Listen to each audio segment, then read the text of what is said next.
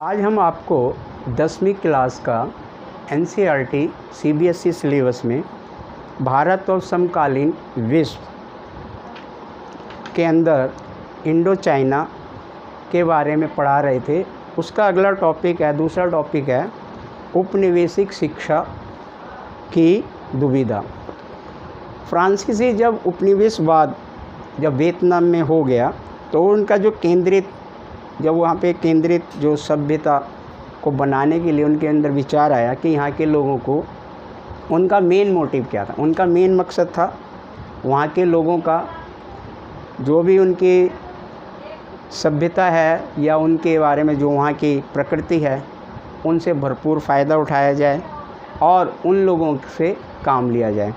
और वो ये कहते थे कि सभ्य बनाने के विचार उनका कारण था कि जिस तरह भारत में ब्रिटिश सरकार कहती थी कि भाई हम यहाँ के लोगों को अच्छा और सुविधाएं प्रदान कर रहे हैं, उसी प्रकार से फ्रांसीसी भी कहते थे कि हम वियतनाम के लोगों के लिए अच्छा कल्चर दे रहे हैं। यूरोप जो आज़ाद हो गया तो यूरोप चाहता है कि फ्रांस चाहता है कि इनको भी उन सभ्यताओं से अवगत कराया जाए, उनके विचारों से अवगत कराया जाए और इनके अंदर सभ्यता लाई जाए। तो इसके लिए लाने के लिए उनका दायित्व था कि वो यहाँ के जो भी धर्म हैं, जो भी विचार हैं या यहाँ की संस्कृतियाँ हैं, उनको उनकी परंपराओं को ना देखते हुए उनकी संस्कृतियों को, परंपराओं को, चाहे वो अच्छी हैं या बेकार हैं, अलग रखा जाए, बल्कि उनको एक सभ्य इंसान बनाने की कोशिश किया है। ये उनके और ये जो देश है आधुनिक विचार और आधुनिक विकास कर सके, अपने आधुनिक विचार रखें और आधुनिक विकास करें। लेकिन जो देसी जनता थी वियतनाम की, उसमें काफ़ी पूर्ण ये बात मानी जाती है कि वियतनाम में शिक्षा का प्रचार करने के लिए जो फ्रांसीसी थे उनके सामने समस्या थी। अब समस्या ये थी कि शिक्षा कैसे दी जाए और कितनी मात्रा में वियतनाम को शिक्षा देनी चाहिए और उस शिक्षा देने से फ्रांसीसी को क्या फ़ायदा होगा, वियतनाम को क्या फ़ायदा होगा, ये बहुत बड़ी समस्या उनके सामने आ गई। अब आता है इसका दूसरा टॉपिक कि आधुनिक सोच शिक्षा की भाषा में क्या थी। तो शिक्षा के क्षेत्र में जो फ्रांसीसी थे, एक समस्या उनके सामने थी कि पहले कि वियतनाम में जो धनी लोग थे थोड़े से ही मात्र थे, तो वो ये चाहते थे कि जो उनमें सुधार कैसे किया जाए।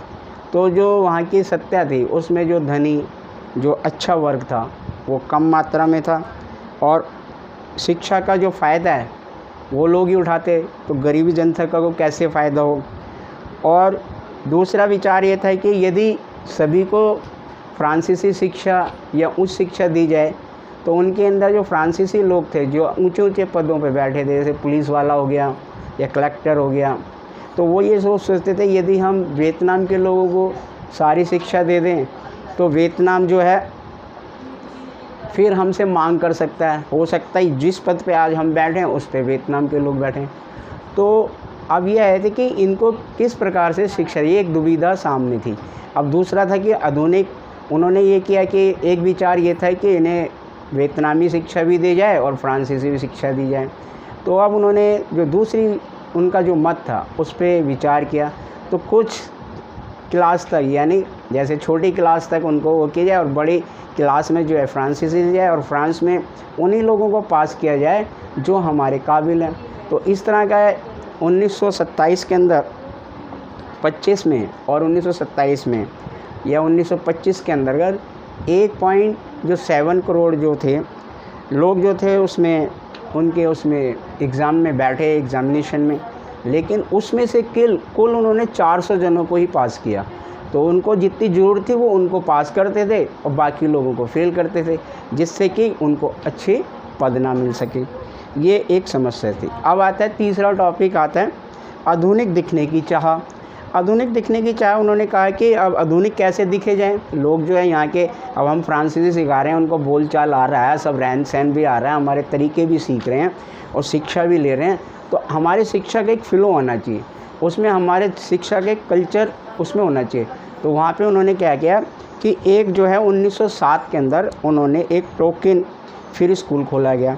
उसके अंदर उन्होंने शिक्षा में विज्ञान, स्वच्छता, फ्रांसीसी भाषा आदि को शामिल किया गया। और साथ में उन्होंने ड्रेस भी, उसकी एक ड्रेस बनाई कि भाई इस तरह से होना चाहिए।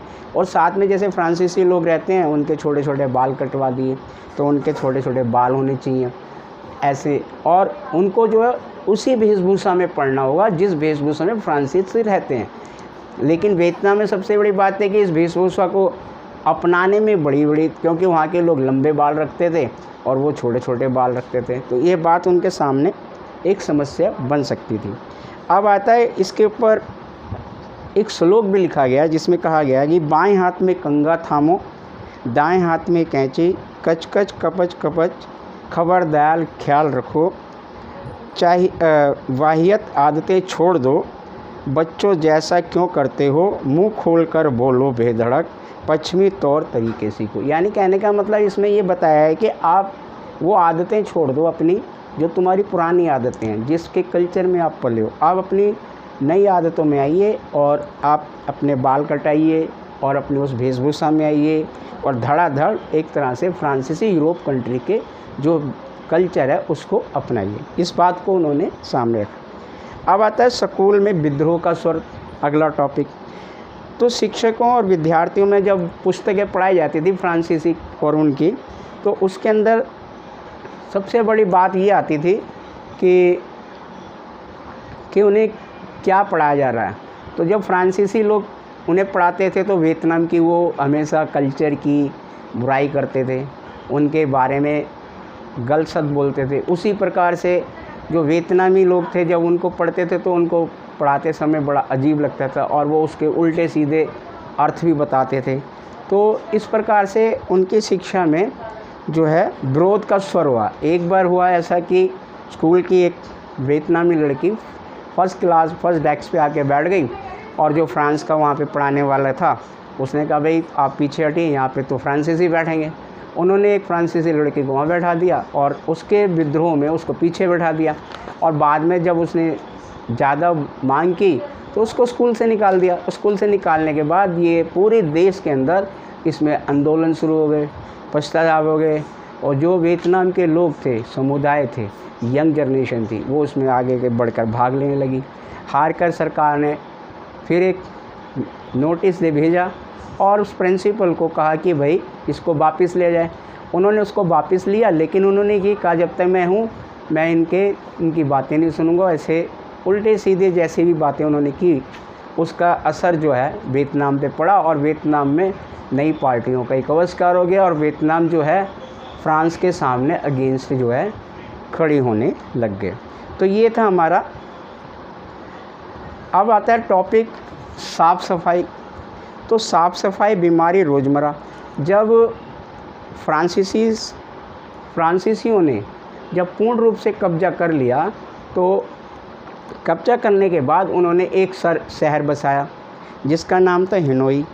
और हिनोई बसाने में उन्होंने अच्छी अच्छी चीज़ों का प्रयोग किया। और हिनोई बसाने के बाद जब अच्छी चीज़ें, सीवर लाइन, चौड़ी चौड़ी सड़कें, हर चीज़ की सुविधाएं, जैसे यूरोप में होता है मॉडर्न मतलब कॉलोनी, एक तरह से उन्होंने बसाई। और मॉडर्न कॉलोनी बसाने के साथ साथ उन्होंने उसका पानी का निकास, पानी की सीवर लाइन, पानी की व्यवस्था और सारा जो पानी था उन्होंने वहाँ की जो मेन नदी थी उसके अंदर डाल दिया। अब डालने के बाद जब वहाँ पे बाढ़ आई तो वो पानी जो है वापस जो फ्लो करा और वो सीवर लाइन के द्वारा वो गंद जो था पूरे शहर में फैल गया।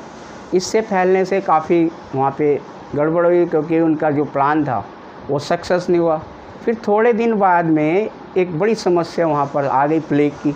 उसके जो सीवर लाइन थी, सीवर लाइन के अंदर जो है चूहे पैदा हो गए। जब चूहे पैदा हो गए तो अब ये समस्या आ गई कि इनसे कैसे निपटा जाए। तो चूहे थे वो खाने में आ जाते थे या उनके नुकसान करने लगे और उससे बीमारी फैलने लगी। इस बीमारी से निजात कैसे पाई जाए, तो उन्होंने कई उपाय करे। तो उनके लिए उपाय करने की सोची। अब उन्होंने चूहों को पकड़ने के लिए सरकार ने बोला जो चूहे को पकड़ेगा या उसकी पूँछ को लाएगा तो उसको पैसे दिए जाएंगे। तो उन्होंने कुछ इनाम दिया और इस इनाम के चलते लोगों ने क्या करा कि चूहों को पकड़ने की जगह उनकी पूंछ ला के दिखा देते और वो पैसे ले लेते। अब पैसे लेने के बाद चूहों की जनसंख्या तो उतनी है क्योंकि उन्होंने उनको मारा नहीं, यानी उनको जो है ज़िंदा रखा, पूंछ काट लेते थे, पूंछ दिखा देते थे और पैसे ले लेते थे। जब ये सरकार को पता चला कि वियतनामी लोग ऐसे कर रहे हैं तो उन्होंने इस कानून को और पैसे देने को बंद कर दिया। लेकिन ये जो प्लेग थी, बीमारी बहुत हद तक फैल गई। अब आता है कि धर्म और उपनिवेशवाद का विरोध, ये हमारा इसका एक टॉपिक था। अब हम चौथे टॉपिक पे आ गए हैं, क्या हुआ। तो ये चौथा टॉपिक है, हम नेक्स्ट वीडियो में